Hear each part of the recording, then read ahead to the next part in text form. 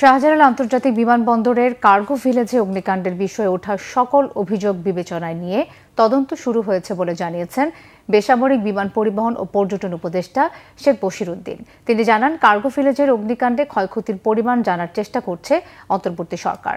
শাহজালাল বিমানবন্দরে cargo village পরিদর্শনে গিয়ে তিনি এসব কথা বলেন। উপদেষ্টা জানান, বিমানবন্দরের নিজস্ব অগ্নি নির্বাপন ব্যবস্থা রয়েছে।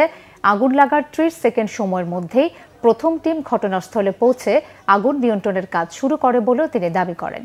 দীর্ঘ সময় ঘটনাস্থলে ফায়ার সার্ভিসের কর্মীদের ঢুকতে দেওয়া হয়নি বলে যে দাবি উঠেছে তা সত্য নয় বলেও দাবি করেন পর্যটন উপদেষ্টা।